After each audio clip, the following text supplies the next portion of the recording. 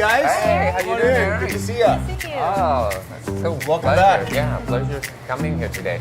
Hi, welcome to Pass the Fat. Today we're at V.Miller Meats here in Sacramento, and we are here to talk with Eric, the owner, about how to choose the best proteins, how to maximize your fat when you're purchasing meats, and then we're going to go over how to cut a Mangalitsa pig. That's one of the fattiest pigs that you'll ever see. I like to go to a butcher as opposed to going to a grocery store to buy meats because of the flexibility that you have at a butcher. There's just not many whole animal butcheries around. Especially independently owned, freestanding butcher shops. The other benefit of going to a butcher is the way that butchers source the meats. With us, everything comes in from a small local farm. Everything's completely naturally raised, and more of a focus on raising these animals right for flavor and for fat content and the way they used to raise everything. So there's actual byproducts to it. So we have extra fat and things to use in cooking. So whether they're grass fed or pasture raised, no antibiotics, you can get those types of meats from a butcher because it's a smaller, more direct relationship with the actual animal farmers as opposed to large-scale grocery stores that may source their meats from larger operations that do use a lot of the antibiotics and other things that you don't want in your meats. There's also, a preference in the general society for lean cuts and lean meats. So for people like us and for people who follow our programs, they tend to want more fat within their proteins and to source more, which really isn't available within the grocery stores. I mean, everything, even like ground beef or ground pork, you're looking at 10%, 5% fat.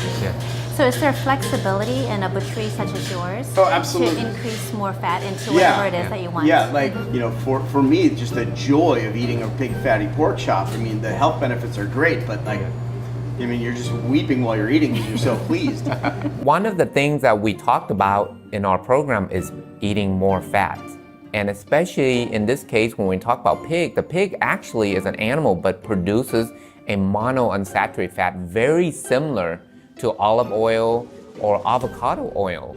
So the more fat that the pig have is actually better for you because it doesn't trigger insulin. It's a healthy type of fat, and that it really would help sort of suppress a lot of the hunger signal that you tend to see when you eat a lot of sugar and a lot of processed carb.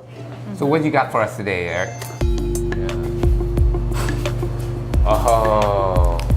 Oh, goodness. There it is. There he is. There he is. So this is a young Mangalitsa. Wow. Oh, look at that, nice and fat. Oh my goodness. A Mangalitsa, Royal Hungarian woolly Mangalitsa from Wolf Farms in Vacaville. One of the reasons we really like the Mangalitsa is there's so much fat to it.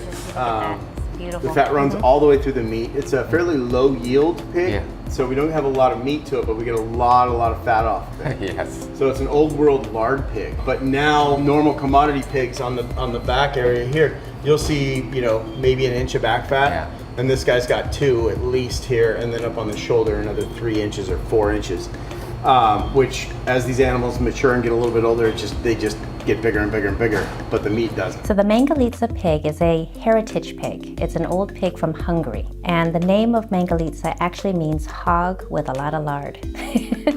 The reason we ordered this particular type of pig is because of the fat content that it naturally has.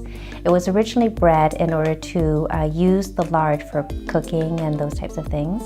But we all know that fat is good for you, as well as the fact that fat provides flavor in food. So what do they feed them, Eric? These guys are unique. They run around in a pasture. They root bugs, stumps. So you got to have plenty of land to let it recuperate while the pig's off destroying the other half of your land. They do get a little bit of supplemental feed, mostly like grain and legumes. Pasture raised exactly that. The animal are raised on the pasture. But you have to be aware of the fact that they can be on a pasture, but they give them a lot of processed grains and things that can be unhealthy to the animal. So the other thing we want to look at is also grass-fed. And the last 2 weeks, what they do is that they finish them off by giving them grain to fatten them up. So the key part is pasture raised, but you want them to be on grass-fed and also grass finished. And that's the key things that you want to see. With the natural feed and with the pure pasture raising, they see a lot less needs for, or zero need, quite frankly, for hormones, antibiotics, all those kinds of things, because those animals are living the life that they should. Yeah. They're eating what they should eat.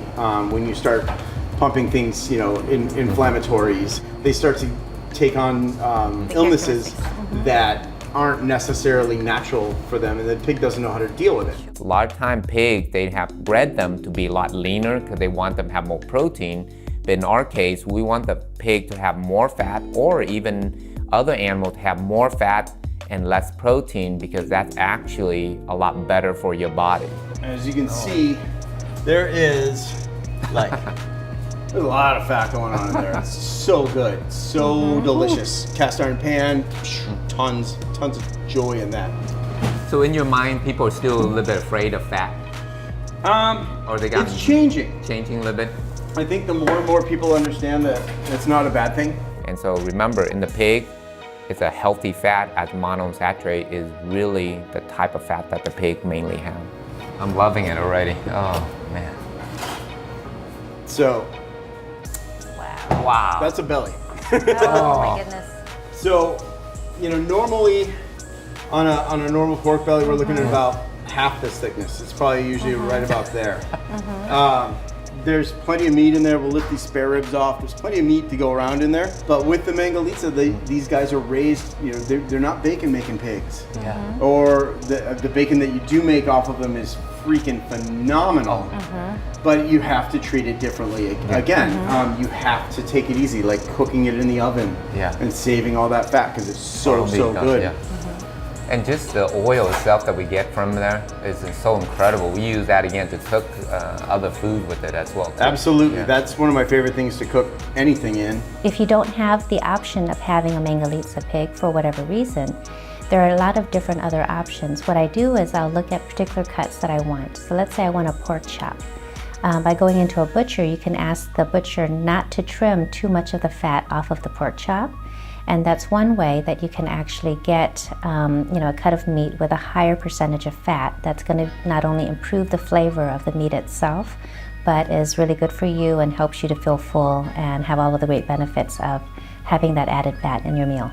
Eric, thank you so much for the demonstration, for the education, and for really telling us how to go about choosing the proper meats and that we can eat that's healthy for us and that tastes good. Yeah, it was wonderful for Eric to have us into his shop, and really did a great education for a lot of our viewers, and ourselves included. You are our favorite butcher, and why we like to source our meats here as well for our own health and the health of our families. We really love what we do, and just teaching is a huge part of what we do every day, and it's one of our favorite parts, because it means people are coming back. We would like to thank Eric for inviting us to his shop and really teaching us all about different type of meats and the different fats that we can increase in our food. We appreciate you guys coming in, and I'm glad you enjoyed it. So if you're in the Sacramento area, stop by V.Miller Meats and buy some of the best and tastiest meat around.